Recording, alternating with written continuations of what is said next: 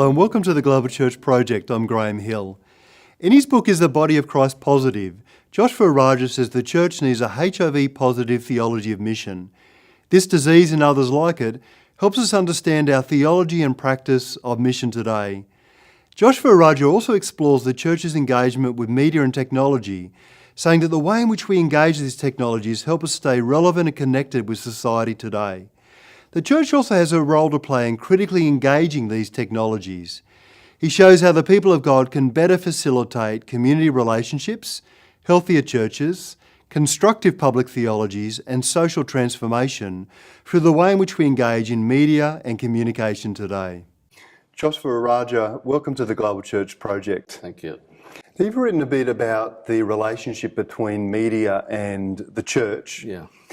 How do we begin to develop a positive theology of media as it relates to church and mission today? In a sense, media covers a wide range of technology, means and methods and forms and genre of communication. So in that sense, media and theology, positive theology, which means I often say it's more the culture of the media has changed. So whereas our communication is a old style of communication, sender to receiver, and a kind of what they call it, one-directional, unidirectional communication. But today, the communication style and culture and the means, everything has changed, that people start interacting, participating, and sharing. So our own definition of understanding needs to be, thought critically and creatively, that our theology needs to be more thought in terms of interactive creativity and also participatory and shared thought. So those are the things which are already evolving. It's not something completely new, which are evolving. Like I also would say, there's one example that in Google, millions of people search for God every day.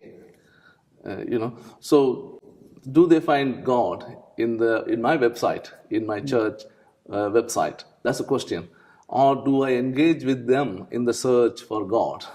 I find it interesting that a lot of the new media and technology, as you said, is very interactive, very participatory, very experiential.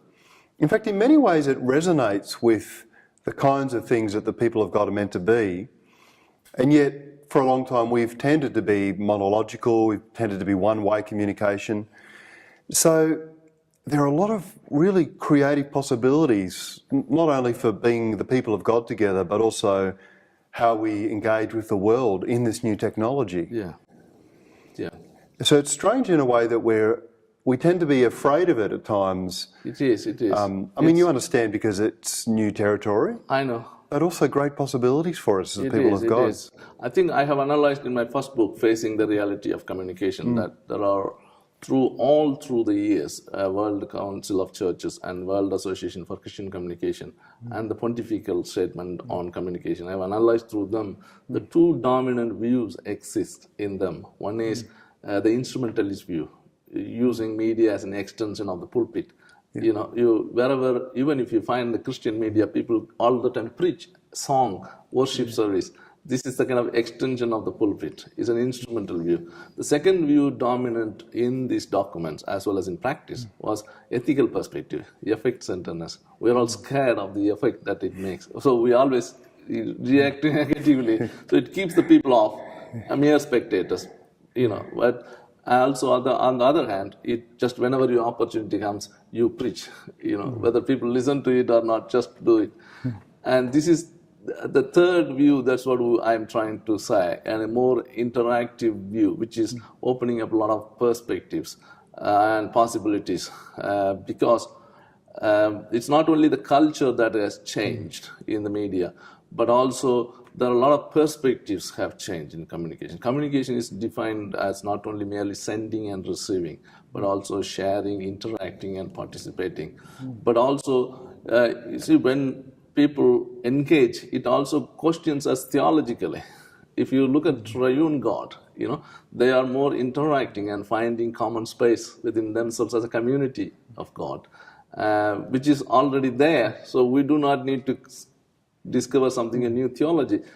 But in spite of their differences, they interact. So that gives us an idea that we are called to interact with people, even though sometimes we are faced with difficult questions people ask, which we also don't know the answers, but we can struggle with them. That is why media works. And also it's the diversity of the media in which people engage. So we need to move beyond these two perspectives to more participatory approach and interactive approach, and also risking Christ for Christ's sake, which is very important for me, which is M.M. Thomas' statement. But I would say sometimes we are called to risk Christ for Christ's sake, because sometimes I train theological students and ask them to go with a small camera, and sometimes they have done a small clip, and we're all surprised. Sometimes it appears next day in the television channel because everybody gets interested.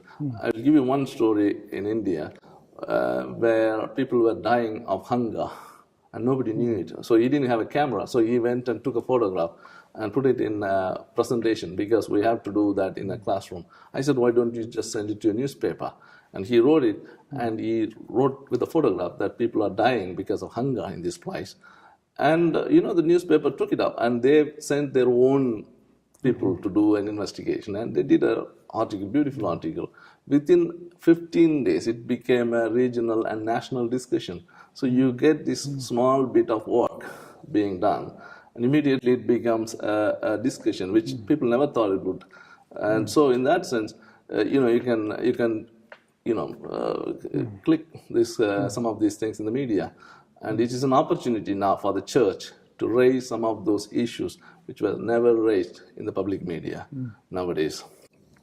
And social media is another example where sometimes Christian organisations and leaders don't quite know how to use social media. So they're either preaching or they're presenting and forgetting that it is a social media. Yeah. It's a space for discourse, for engagement, for theologising, if you like. So that might be another arena that the church can get better at engaging in. So in that sense, it gives an opportunity for us in the social media to listen to different voices, which we never heard. And you should give an opportunity for ourselves to listen to the voices, even challenging our basic perspectives. Sometimes it's very hard to accept, but it's a way sometimes, God takes us to help these people to find these answers spiritually, to have a similar mind in themselves. Otherwise, Jesus would have not eaten with tax collectors and sinners, as in Luke. So it is a risking sometimes, and boundaries. That is where the mission and ministry become very fruitful at times. When we think theologically about the new media, how does it begin to open up for us opportunities to think theologically about the role of the imagination, on the one hand, and also about the role of theological ascetics, the role of a theology of beauty? So the whole idea is imagination as part and parcel of faith plays an important hermeneutical role. We always kept imagination as an anti-faith. But what happened is we are also in the early Christianity, and even during the Christian years, we have always used different sorts of images, and pictures and art to make people to imagine. Well, it strikes me, for instance, we're talking in a building that's 850 years old. Yes. And when I walked in, I look at the stained glass windows, I look at the architecture, and I think about the role of imagination, what it's played in the life of the church. It is, isn't that? So it actually, if you take that positively, then immediately it starts playing for us the hermeneutic role. It takes you to new areas. So immediately contemporary images, when they are used, it has a risk of deviating you on the one hand. At the same time, it also makes you closer to the story and rediscover it in new way, contemporary way. So the imagination helps in doing that hermeneutics. And very often we do through preaching and using stories and metaphors and also examples. to make the people imagine. So imagination is playing an important role in hermeneutics. But when we use the media, we need to let the imagination go a bit wild so that, the contemporary people come closer to our message. That's very important because we are always stuck to the old stories, old things, which is good. But for people to imagine with the old stories, they have to rediscover an early context. Now, if you bring the contemporary, it has some time, as I said, it has a risk. Of course, Jesus, when he said the parables, not everyone got it, did they? No, but still he used the parables to attract people, bring them in, imagine, and ask questions. And it appears to me that in the contemporary age, imagination, creativity, a story, these are all just important parts of the life of the modern age. Yes. And as a church, we have a wonderful opportunity. There's dangers, as you've said. Yeah. We have a wonderful opportunity if we can engage in this space more creatively. It is, yes. It is. In a sense, the church is a place where people like to hear the stories, retelling the stories. Even the aesthetical element of hermeneutics, where, I asked people to tell their faith stories. No one turned up.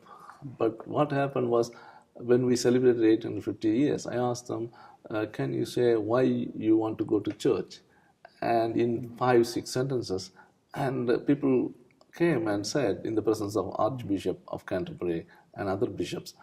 And since then, people got this excitement of telling why I like church, because everyone started imagining, everyone liked telling to others that why I like going to this church, because that touches immediately a personal touch to them.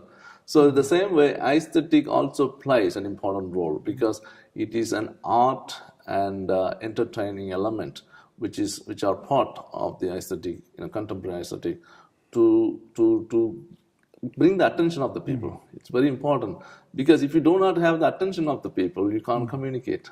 So this is why Jesus also used, he might have been aware that the parable can distract them and even put them off, but still he used them. Then immediately people remembered it, isn't it? The gospel has many parables than any other stories, because they were in the memory of the people. And when people go out from here, what they had an aesthetic element that persuaded and felt them as part of the story, they keep the story and they go back and tell to the families or tell to somebody, and then they get the reaction. Next week you hear the reaction to you.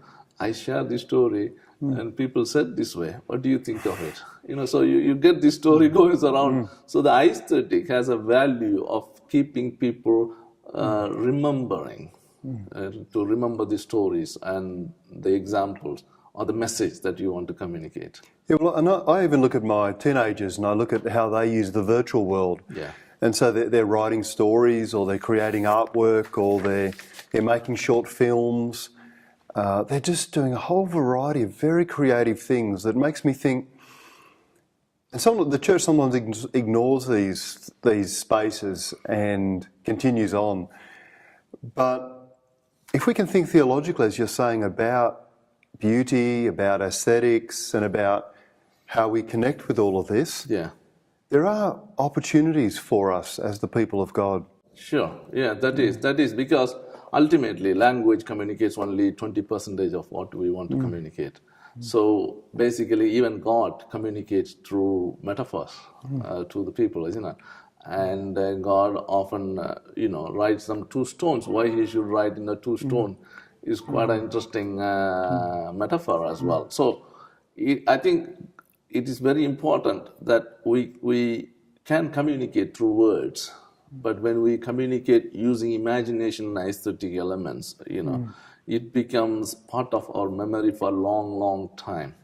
And when it becomes part of the memory, and the story, people may not remember what you said as a main point, but they will always come back to discover what was said as a main point, and they will have their own version of it. Yeah. You see, so this is why you have the same parable, different meanings, and different. So it's the way it was, isn't it? Kept going back to the story and thinking, now what was he saying? What were the things he was saying in that story? Yeah. That's right. Joshua Raja, thank you for joining us at the Global Church Project. Thank you.